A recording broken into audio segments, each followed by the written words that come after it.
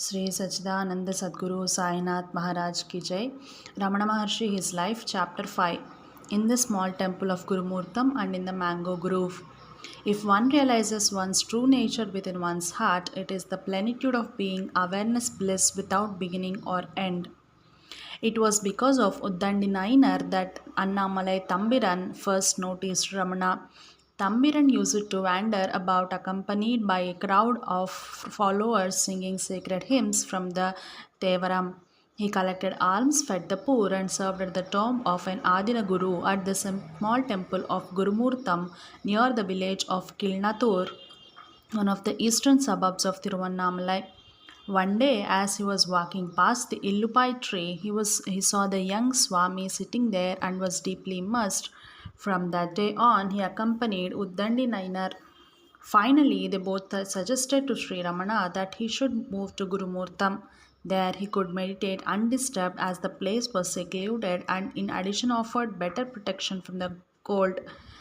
Ramana agreed, and in February 1897, not quite 6 months after his arrival at Tiruvannamalai, he left the temple area and was brought to Gurumurtam by Tambiran and Uddandi. At times, Tambiran, due to his devout but excessive veneration, became a nuisance to Sri Ramana. One day he made preparations to render homage to his new guru like one of the idols of the goddesses in the temple, Abhishekam. He obtained flowers, oil, sandal paste, milk, and other ingredients and actually wanted to pour this over the head of his living god. To prevent this, Ramana took a piece of charcoal and the next day before Tambiran arrived, wrote on the wall in Tamil, "This food alone is service needed for this body." When Tambiran arrived with his meal, Ramana pointed to the written words on the wall, then to the food as this, and on himself as the second this. So, to prevent this, Ramana took a piece of charcoal and the next day before Tambiran arrived wrote on wall in Tamil, "This alone is the service for this." When Tambiran arrived with his meal, Ramana pointed to the written words on the wall, then to the food as this, on himself as the second this. So Tambiran was forced to abandon his plan. Through the incident, people learned that the silent Swami was educated and able to read and write. Amongst the admirers who had started to visit Ramana regularly was a highly placed official called Venkataramana Iyer. When he realized that Swami was able to write, he felt he must find out his name and where he came from. But Ramana, despite repeated questioning, remained silent. Iyer finally explained that he would not leave until his question was answered, even if that meant that he would have to go hungry and get into trouble because of his lengthy absence from his office. This moved the young Swami and he wrote down the words Venkataramanan Tiruchili. The place, however, was unknown to the official, so Ramana reached for the Periyapuranam, which was lying at his side, and pointed out Tiruchili as the name of the village whose temple was honored in the famous hymn by Sundaramurti, one of the 63 Tamil saints. Thus, not only the official but Tambiram and all those present discovered his name and his origins. From now on, Ramana was no longer nameless and unknown. Ramana was absorbed in deep samadhi most of the time, unaware of his body, which he neglected, completely disregarding his outward appearance. He was filthy, his hair had grown very long and had become a disheveled and a matted mass, and his fingernails had grown so long and crooked that he was unable to use his hands for any useful purpose. Neither Tambiran nor Uddandi did anything about this, and he himself felt no need to change his bodily condition. Only later, when Palani Swami took care of him, did the daily bath become a routine. Once, however, he was forced to bath, and on the other occasion to have shave. Even so, a lady by name Meenakshi, who used now and then to bring food to give me, one day brought a large pot and began to boil water. I thought it was for some use for herself, but taking from a basket some oil, soap nut, etc., she said, "Swami, please come." I did not move, but would she keep quiet? She pulled me by the arm, made me sit, smeared the oil all over my body, and bathed him. The hair on the head, which had got matted for want of care, was now spread out and hung down like a mane of a lion. Shaving was also like that. The shave I had on the day I came here has been recorded. The second was after a year and a half. The hair had got matted and woven like a basket. Small stones and dust had settled down in it, and the head used to feel heavy. I had also long nails and a frightful appearance, so people pressed me to have a shave, and I yielded. When my head was shaved clean, I began to wonder whether I had a head or not. It felt so light. I shook my head in this way. I shook my head this way and that to assure myself that it was there. That showed the amount of burden I had been carrying on my head. From Nagamma Letters, page 305. About an unsuccessful attempt to shave him. When he was still living at Subramanya shrine, he reported one Nilakanta Iyer used to come there frequently. One day he came prepared for the purpose. Thinking that he had come as usual, I kept my eyes closed. Without saying a word to me, he stood up. He stood some way off opposite to me. I had a tipped up behind me, so opened my eyes I saw a barber sharpening his razor. I left the spot immediately without saying a word. Poor man, he realized that I was not willing to be shaved and so had gone off. From Nagamma Letters, page 305. The place where Ramana sat was infested with ants, but he took no notice of them as they crawled over his body and bit him incessantly. After a while, his devotees sat him on a stool against the wall to keep the ants away. They placed the legs of the stool in jugs of water, but to no avail, as ants merely ran up the wall and bit him his back. To this day, the imprint of his back can be seen where he sat leaning against the wall.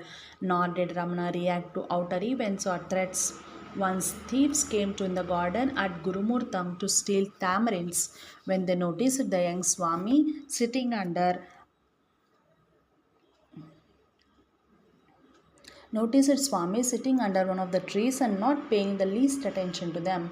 One of them said to the others that he would trickle the caustic juice of a plant into his eyes to see if that would make him react. But Ramana remained unmoved. Finally, they gave up their plans and vanished with the fruits of their labor. Day by day, Sri Ramana's fame grew. People flocked to admire this extreme example of self denial. Some said, "This Swami must be very old," and pointed to his long fingernails. They thought that he had used yoga to keep his body young, but that as his nails had grew so long, he must be actually very old. Others were convinced that with so much saintliness, he could fulfill all their wishes for prosperity, health, children, and of course, salvation from the cycle of rebirth. They therefore laid offerings at his feet and sang his praises. The result of all this was increasing disturbance for him, so that eventually a bamboo fence was constructed around him for the protection.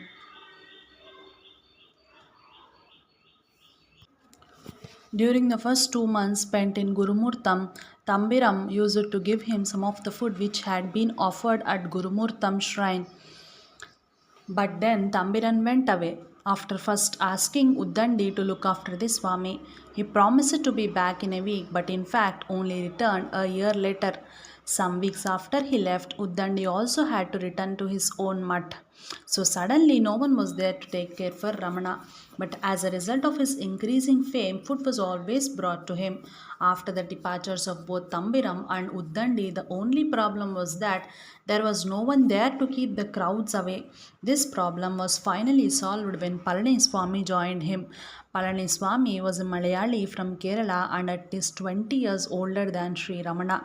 He paid homage to the idol of goddess Ganesha in a temple in the town. His only food was the food which had been offered to Ganesha, which consisted of a single meal a day, to which he added no spices, not even salt. Someone noticed his devotion to goddess and said, "What is the use of spending your lifetime with this stone Swami?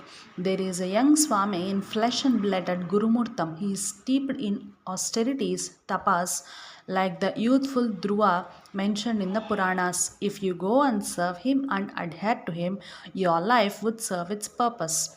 Others also drew his attention to the fact that Swami was without an attendant at the time and that it would be a blessing to serve such a great soul.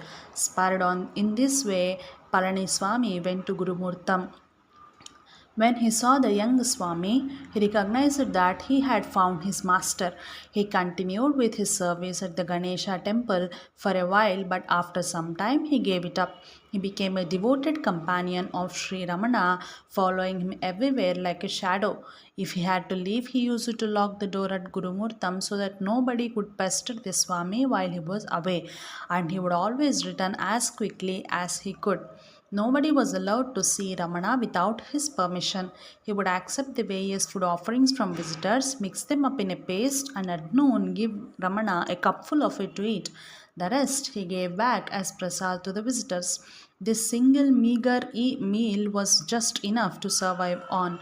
Ramana's body became as thin as skeleton. In addition, he was permanently seated and never made the slightest movement. He had barely enough strength to maintain his sitting posture and was severely constipated.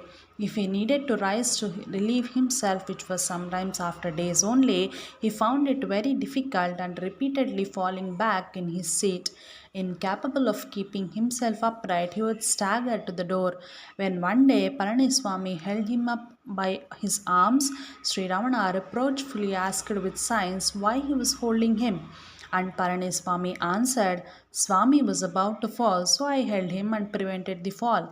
He himself had not even noticed the fact. Sometime in May 1898, after a little over an year spent at Gurumurtam, Ramana and Palaniswami moved to the adjoining Mango Grove. Here they spent several peaceful months undisturbed by the numerous visitors as Venkataramana Naikar, the owner of the garden, let no one enter who had not been asked in. There they lived in two narrow sheds under a mango tree. Ramana remembers under a mango tree, they erected something overhead to prevent rain from falling on me. There was, however, not enough space under it even to stretch my legs fully while sleeping, so I used to sit almost all the time like a bird in its nest. Opposite my shelter, Palaniswami also had a small shed. In the huge garden, only two of us used to stay. From Bhagavan Sri Ramana Maharshi, page 35. Palaniswami, who had access to a library in town, brought back a number of books in Tamil on Vedanta, such as Kaivalya Navanita, Yoga Vasishtha, and Shankara's Viveka Chudamani. But as his knowledge of Tamil was not very good, he used to struggle through the scriptures word by word and often had difficulties in understanding. Ramana read each of the books immediately, grasped the meaning, remembered everything, and imparted the essence of it to Palaniswami. In this way, Ramana gradually learned about all the important Vedanta scriptures and discovered that his personal experience corresponded with them. The experience he had on the upper floor of his uncle's house in Madurai was exactly the same as the experiences he found described in the scriptures. Jai Ramana, Jai Sai Master.